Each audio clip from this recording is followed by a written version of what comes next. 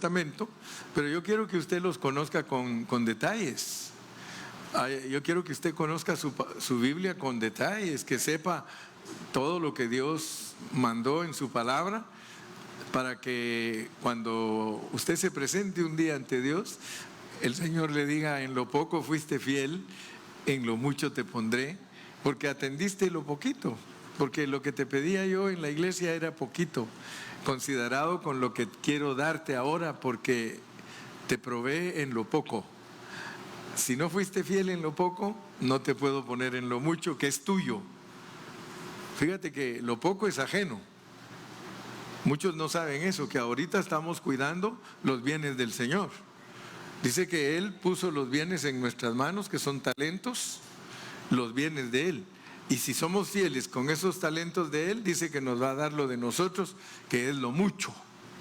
Si en lo poco fuiste fiel, que no era tuyo, en lo mucho que es tuyo, te pondré. Pero si no eres fiel en lo poco, tampoco en lo tuyo te lo puedo dar. Vas a tener que ir a la disciplina para que aprendas a servirme bien, y después de la disciplina pues todo es tuyo, ya bien humildes y todos, pero acabados, bien acabaditos. Entonces les decía que he dividido las lecciones en aspectos y los he numerado para que así usted se le vayan quedando, ¿verdad? Los primeros 13 aspectos que prediqué tienen que ver con la divinidad de Dios. 13 aspectos de la deidad de Dios los estudiamos, por eso usted tiene que escuchar sus mensajes y tomar notas. Si no, nunca va a saber esos 13 aspectos de la divinidad de Cristo en la triunidad de Dios, porque estuvimos explicando lo que es el Dios verdadero, es el Dios triuno, Padre, Hijo y Espíritu. Ese es el Dios que nosotros servimos, es un Dios plural. Por eso Él en el Antiguo Testamento se revela como hagamos, descendamos, confundamos, porque Él es un Dios plural. Y Él se ha revelado a nosotros como un Dios plural. Entonces aprendimos 13 aspectos de Cristo en esa deidad de Dios. Después de eso, estuvimos hablando de 10 aspectos en la economía de Dios. ¿Qué es lo que tiene que ver Cristo en la economía de Dios? Después de eso, hablamos de 8 aspectos en la creación. ¿Qué tiene que ver Cristo en la creación? Y gracias a Dios que vimos que Él es el creador, que Él es Dios completo, que Él es hombre completo. Todo lo hemos detallado. Si usted toma notas y tiene su librito de notas, usted va a saber, pero si no, todo el tiempo solo va a escuchar y va a creer que sabe, pero no sabe nada, porque no se preocupa. Usted tiene que tener la misma preocupación que tengo yo, ¿verdad? Yo me aprendo todos los 13 aspectos, los 10 aspectos, los 8 aspectos. Y después de que hablé de la creación, entonces hablé de la encarnación. En la encarnación encontramos que habían otros 8 aspectos. Y vimos cada uno de los aspectos que tienen que ver con la encarnación. Y dejamos claro que la encarnación es la encarnación de Dios, para no tener solo aquel concepto vago que la tradición cristiana nos inyectó, que nos enseñó que Cristo es la encarnación de Dios. Es cierto, pero ese solo es un lado de la moneda. La moneda entera es que Dios se encarnó, el Padre y el Hijo, por el Espíritu, vinieron a esta tierra. Ahora estoy hablando de lo que es Dios en el vivir humano, en el vivir humano. Note pues que vamos en orden y vamos enseñando todos los conceptos en una forma clarita, clarita, clarita. Ahora vamos a ver lo que es Dios en la encarnación. Y para entender a Dios en la encarnación, yo le dije que hay 6 aspectos, 6. Entonces, hasta donde vamos ahorita, hay 13, 10, 8 y 6. Después que terminemos de hablar de los 6 aspectos de el vivir humano, vamos a estar hablando de otros 6 aspectos de la redención. La redención. Pero noten cómo va el orden, pues. Divinidad, economía, creación, encarnación, vivir humano, redención. No he tocado todavía la redención. Hoy voy a terminar lo que tiene que ver con el vivir humano. El vivir humano. Entonces, en el vivir humano ya prediqué del primer aspecto. El primer aspecto es que Él es el Hijo del Hombre. Él es el Hijo del Hombre. O sea, ahí expliqué que Él es el Dios hombre, pero que es Hijo del Hombre. Él es Dios hombre y no sé cuántos de ustedes alcanzaron a ver que Dios en el Antiguo Testamento se apareció como hombre sin encarnarse, pero se apareció como hombre. Por tanto, el Dios de nosotros es un Dios hombre eterno, un Dios hombre eterno, pero después se manifestó y vimos que Él vino a esta tierra como Hijo de Dios porque Él era del Espíritu Santo, o sea que en una virgen fue concebido por el Espíritu Santo. El Espíritu Santo es Dios, entonces Él, al ser concebido en una virgen, Él es la esencia divina mezclada con una humana. Entonces Él vino a ser el Hijo de Dios que vino a nacer en una virgen para ser también el Hijo del Hombre. Entonces veamos pues que el primer aspecto de Él en su vivir humano es que Él vivió aquí en la tierra una vida mezclada de Dios y hombre, verdadero Dios, verdadero hombre. Luego noten ustedes que el segundo aspecto del vivir humano fue que Él vivió aquí en la tierra como un nazareno despreciado. Y eso nos debe impactar, les dije, ¿verdad? Que nos debe de impactar que el Dios que nosotros servimos, el Dios maravilloso que nosotros servimos, se hizo hombre, pero no vino a vivir a un palacio, no vino a impresionarnos, no vino a vivir una vida de lujos, sino que vino y era un despreciado nazareno. Ya cuando estudiamos eso, si ustedes se recuerdan, entramos a los detalles, porque para que Dios naciera aquí en la tierra, tuvieron que cumplirse muchas profecías. Estaba profetizado que Él nacería en Belén. ¿Ven? Así estaba profetizado que Él nacería en Belén. Pero resulta que María estaba ya gordita y ya estaba encinta y no vivía en Belén, vivía en Galilea, ahí en Nazaret.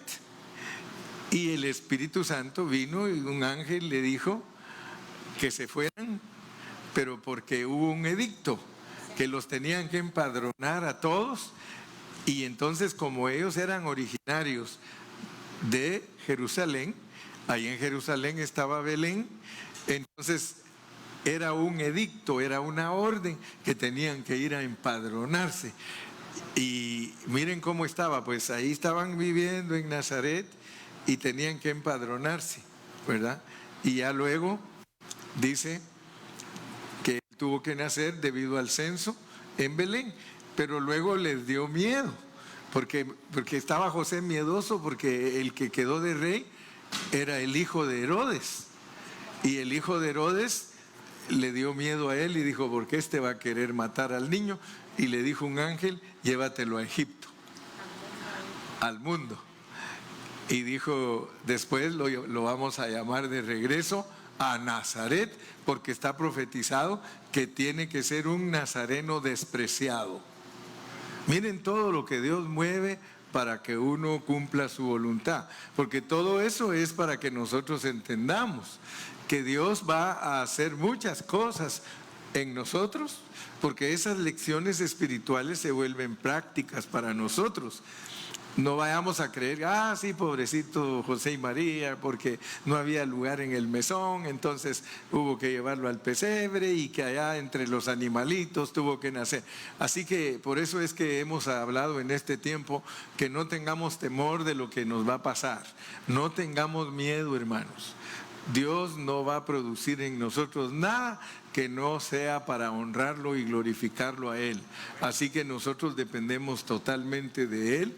Usted descanse en Cristo, usted adquiera la paz del Señor.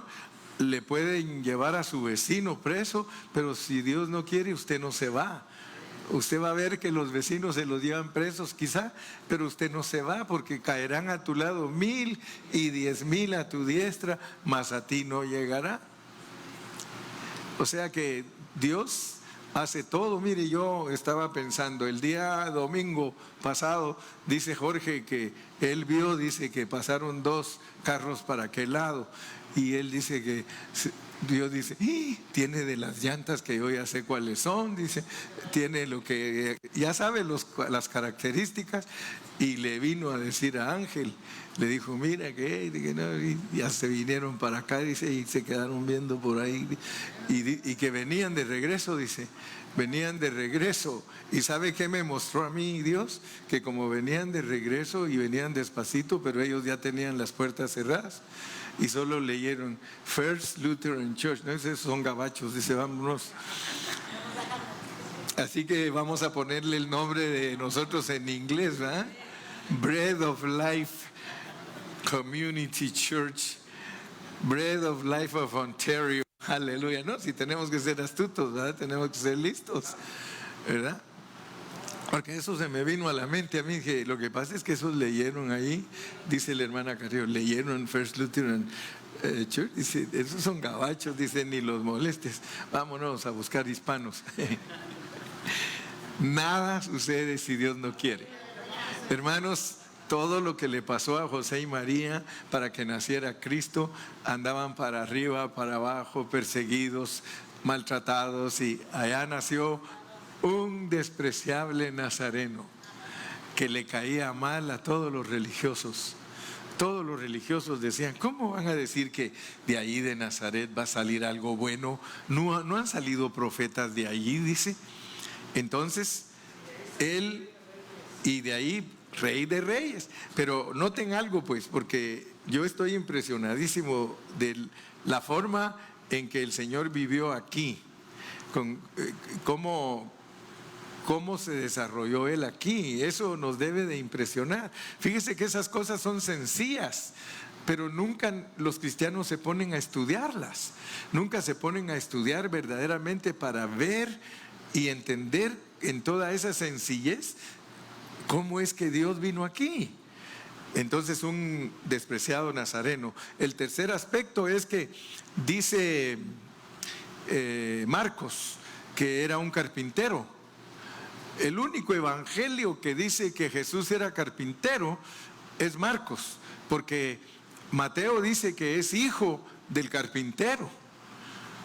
En cambio, Marcos lo pone como carpintero y Mateo como hijo del carpintero.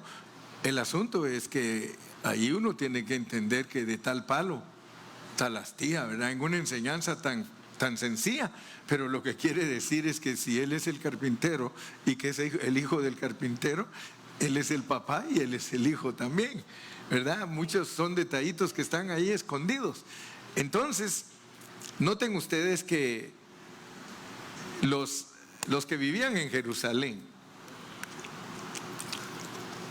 porque en Jerusalén vivían los doctores de la ley. Ellos eran personas muy orgullosas, eran personas que estaban llenas de letra en su cabeza, y ellos despreciaban a Cristo, porque cuando les dijeron que Jesucristo, pues ellos oían, y que ¿por qué tanto barullo? Dicen, ¿verdad? ¿Por qué tanto ruido de ese Jesús, de ese carpintero? Y entonces ellos, preocupados, se dieron cuenta que ese carpintero sabía mucho, y eso los hacía hablar despectivamente del carpintero. O sea, no, es un carpintero, ay, es un hijo del carpintero. Lo único que sabemos que, porque en ese tiempo quizás se hacían sillas, quizá mesas, quizá alguno que otro gavetero rústico para guardar cosas, porque no habían muchos lujos entre la gente pobre, especialmente ser carpintero en una aldea allí en Nazaret. Imagínense, tal vez de vez en cuando alguien ordenaba unos dos bancos, tal vez alguien ordenaba quizá una cama, pero el asunto es de que Dios vivió allí como un carpintero y como un hijo de carpintero. Pero metámonos más, porque llegamos al aspecto número 4, que fue el último que desarrollé el día domingo, o no, fue ayer, el miércoles, en el Facebook. Es que él vivió aquí en la tierra como esclavo, como slave, como siervo. Fíjense, eso todavía es más bajo que un carpintero, más bajo que un, más baje, va, la gran Chuy, se te salió lo chapín, dice, más bajo que un carpintero. Ahora encontramos que él era un esclavo. Ahora, imagínense ustedes, cuando uno lee lo que es un esclavo. Vamos a leer en Marcos, que es ese versículo como me gusta a mí, Marcos 10:45, mire, léalo conmigo, Marcos 10:45. Cuando lo tenga me dice amén. Marcos 10:45, ¿lo tiene? Dice, porque el Hijo del Hombre no vino a ser servido, sino para servir. Ahí es sino para ser esclavo. El Hijo del Hombre no vino para ser servido. Dios no vino a esta tierra para que todos le den pleitesía, para que todos en la tierra le den honor, sino que en este evangelio nos lo muestra en una belleza inexplicable, porque muchos creen que la belleza de Dios es que Él es poderoso. Fíjense pues, escuchen bien lo que estoy hablando. Muchos creen que la belleza de Dios es que Él es dinamita, que Él es power, ¿verdad? Muchos creen que es que Dios súper poderoso, el altísimo, el poderosísimo. ¿Y qué si la belleza de Dios es ser humilde? La belleza de Dios es ser esclavo. La belleza de Dios es ser una persona que no vino a ser servida, sino que vino a prestar un servicio. Note lo que es la venida de Cristo a esta tierra como un esclavo, es venir a servir. Mire, dice, porque el Hijo del Hombre no vino para ser servido, sino para servir. Y ahora le va a decir a usted de una vez, ¿qué es venir a servir aquí? Es venir a dar su vida en rescate por los pecadores. Fíjese que Dios, para salvarnos a nosotros, se revela como esclavo. Si usted quiere entender el Evangelio de Marcos, usted tiene que darse cuenta que el servicio de Dios a través de Cristo como esclavo es salvarlo a usted, salvarme a mí. Por eso Él es el esclavo salvador en Marcos. En Mateo Él es el Rey Salvador. En Lucas Él es el hombre perfecto Salvador. En Juan Él es el Dios Salvador.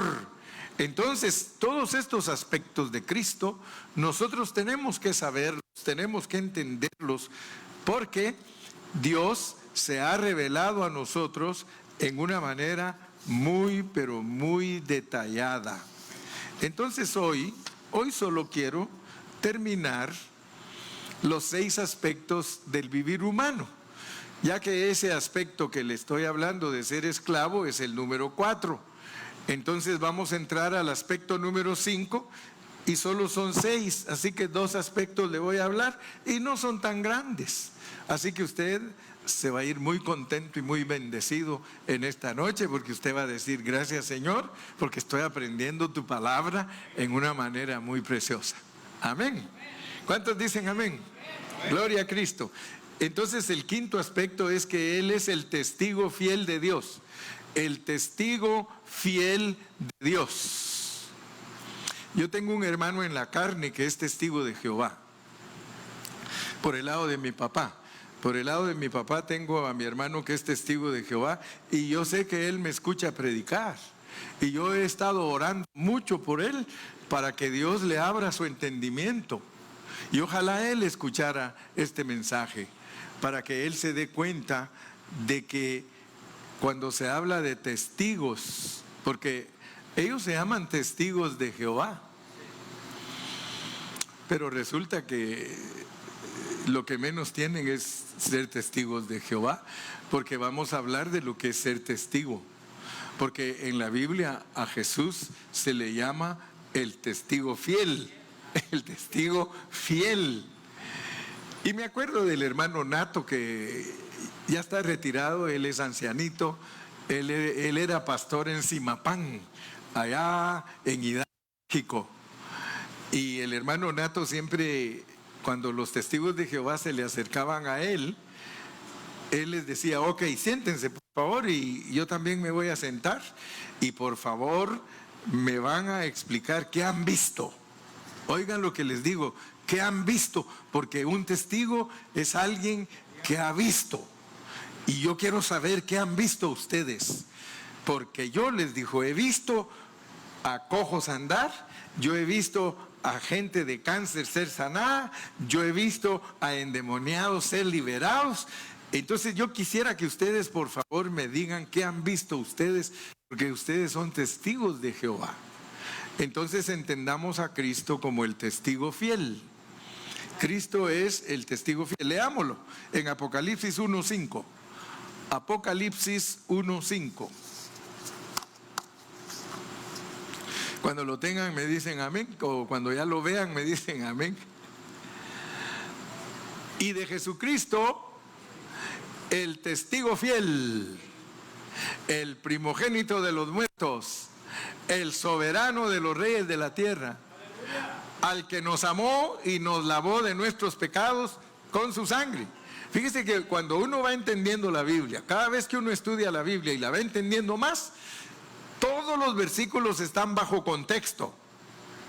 ¿Se dieron cuenta que el versículo anterior, el que leímos, nos dice lo que es ser servir? Ahora miren lo que es ser testigos.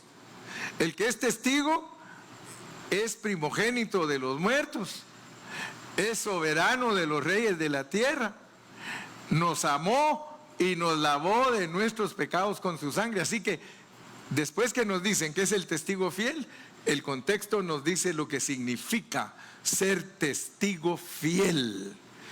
Entonces, Cristo como el testigo fiel, Él testificó de Dios, Él fue el que expresó a Dios. Sin tener nosotros a Cristo como el testigo fiel de Dios, nosotros no podemos ganar nada de Dios, porque Él vivió una vida como un testigo de Dios. Por eso Él podía decir: el que me ha visto a mí, ha visto al Padre. ¿Por qué? Porque el Padre y yo uno somos. Y todo lo que oigo del Padre es lo que yo les digo a ustedes. Ahora, Él era un testigo viviente de Dios. Eso significa que Él vivió a Dios. Entonces, un testigo de Jehová que nos diga a mí que es testigo de Jehová tiene que vivir la vida de Jehová. Pero a ellos no les han enseñado a vivir la vida de Jehová. Y es que Jehová es Cristo, hermano. Yeshua quiere decir Jehová es el Salvador. Yeshua, estábamos cantando Yeshua, Yeshua, Yeshua, Yeshua. ¿Sabe qué estamos repitiendo cada vez que decimos Yeshua? Jesús es mi Salvador, Jesús es mi Salvador, Jesús es mi Salvador, aleluya. Entonces esto significa que él vivió la vida de Dios como un hombre despreciado y de estatus bajo. La vida que él vivió aquí es la vida de Dios, o sea que Dios al venir aquí, solo imagínenselo, ¿cómo viviría aquí? Él viviría igual a Jesús, pues por eso es que hablamos que esa es la vida de Dios aquí en la tierra. Entonces no tenga otros conceptos usted de Dios. Los conceptos de Dios son reales y son puros y verdaderos en la persona de Cristo. If you want to know how is the kind of life that God lives, just watch Christ. You can see in Christ, Christ is God living here on earth. Y miren la vida que vivió. Entonces, la gente tiene a veces un concepto de una parte de Dios que es poderoso. Y por eso la mayoría de los cristianos, oh sí, yo quiero el poder. Y se hacen cristianos para tener poder. Dice, yo quiero que al poner mis manos los enfermos se sanen. Yo quiero que al reprender a un demonio salga ese demonio. Yo quiero, y se dedican a hacer eso, hermano. Y se creen mucho. Si se va el diablo, ellos se creen mucho. Si se sanó un enfermo, ellos se creen mucho, hermano. Pero cuando el Señor los examine, ¿qué les va a decir? No viviste mi vida, yo no te conozco. Porque el que quería hacer eso tenía que vivir mi vida y lo hacía en humildad como lo hizo Cristo. ¿Cuántos dicen amén? Amén. Ahora noten pues que en Apocalipsis 3:14 encontramos algo más de Cristo como el testigo fiel. Apocalipsis 3:14.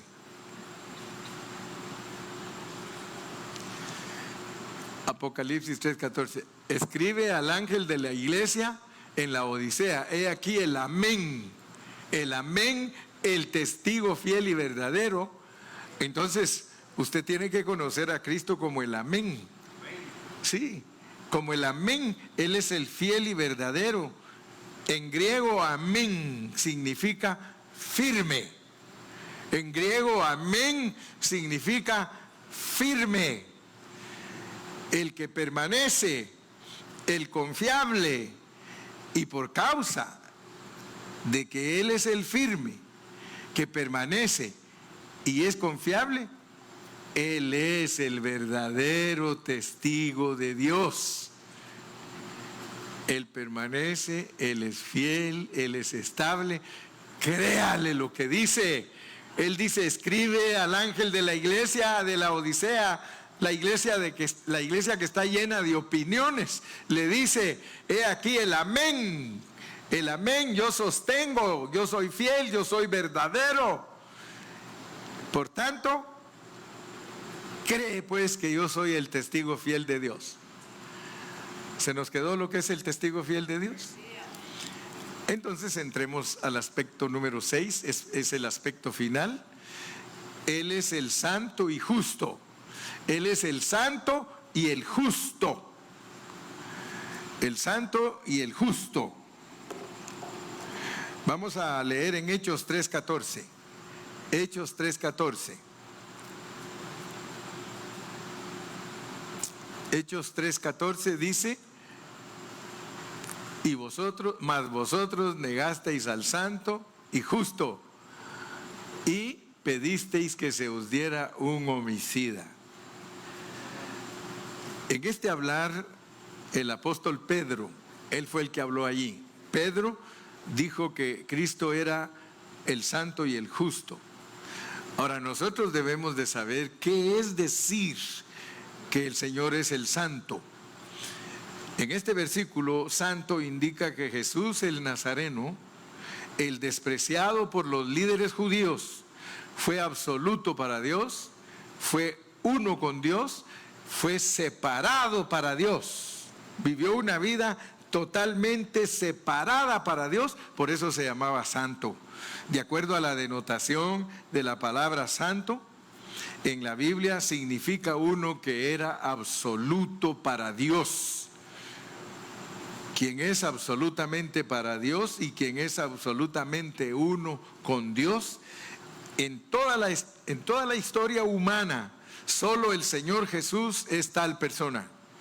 A través de toda su vida Él estuvo absolutamente separado para Dios y fue siempre uno con Dios. Por tanto, Él es llamado el Santo. Él es el único en todo el universo que merece el título de Santo. Ahora nosotros nos quedamos asustados porque a nosotros nos dicen santos. En realidad todo lo que nosotros somos lo ha logrado Cristo. Cristo es el que nos hace santos. Cristo es el que nos hace justos. Y gracias a Dios que por muchos años hemos estudiado y sabemos que nosotros todos los logros de Cristo, Él nos los da posicionalmente. O sea que todo lo que Cristo ha logrado es tuyo, todo, tú eres heredero. Todo te lo ha dado Cristo en una forma posicional.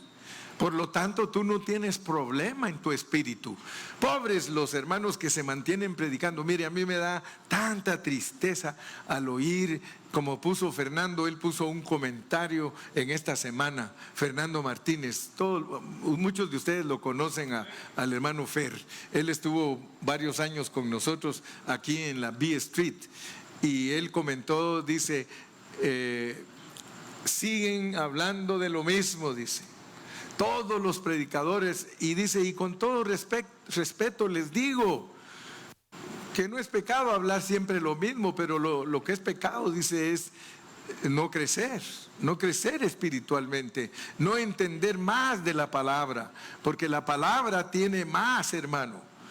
Entonces nosotros estamos dándonos cuenta de que muchos predicadores hoy día están discutiendo, están debatiendo, están peleando que la salvación se pierde, que la salvación no se pierde, y usted no encuentra predicadores que le enseñen lo que es perder la salvación y lo que es no perderla, porque hay que saber explicar las dos cosas, porque las dos cosas son bíblicas. La Biblia explica que no hay pérdida en el espíritu de la persona. Y la Biblia explica que sí hay pérdida en el alma de la persona. Por lo tanto, hay que enseñarle bien a todos los cristianos. Hay que enseñarles que en lo que es su espíritu, posicionalmente son ricos, son herederos, son dueños. Nada se les puede quitar, porque ya Cristo se los dio. En lo que sí podemos tener pérdida es en la negación de nuestras almas, porque la Biblia sí es clara. La Biblia no dice en ningún versículo que uno puede perder su espíritu, porque el espíritu que Dios nos ha dado al morir nos dice que va con Dios quien lo dio, pero sí dice que el que ama su alma la perderá y el que la pierde por causa de él la hallará. Por tanto, la pérdida del alma no es perder la salvación de nuestro espíritu que nos garantiza todos los logros de Cristo, sino que es perder el reino, perder el reinar con Cristo en el milenio.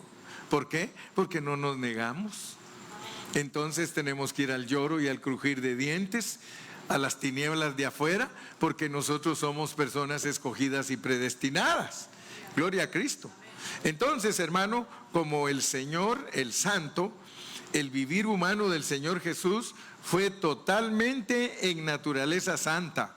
Él fue concebido del Espíritu Santo, así lo dice Mateo 1:18, Mateo 1:20, y fue llamado cosa santa, Lucas 1:35. Es un ser y comportamiento totalmente santo.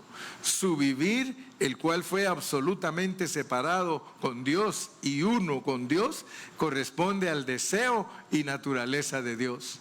Solo Él lo pudo complacer de ser el santo y el justo. Por eso Dios podía decir desde los cielos: ese es mi Hijo amado en el cual yo tengo complacencia. Ahora démosle gracias a Dios, porque todos los logros de Cristo son posicionalmente nuestros, pero también la vida de Cristo subjetivamente puede ser y disposicionalmente vivida por nosotros. ¡Aleluya! Terminemos entonces con Hechos 3:14, por favor, que ya lo leímos. Hechos 3:14, mas vosotros negasteis al santo y justo. Entonces Pedro llamó al Señor Jesús no solo santo, sino también justo.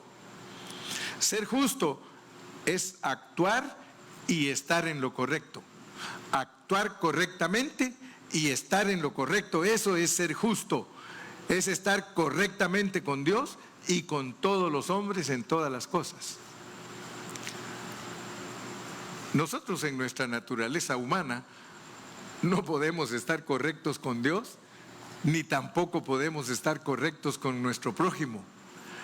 Es solamente por medio de Cristo que nosotros podemos alcanzar esa bendición. Solo el Señor Jesús puede ser llamado el justo, porque solo Él está correctamente con Dios y con todas las personas y todas las cosas. En todas las cosas el Señor dijo e hizo lo correcto delante de Dios y de los hombres. Como el justo, el Señor está correcto y es recto en todo.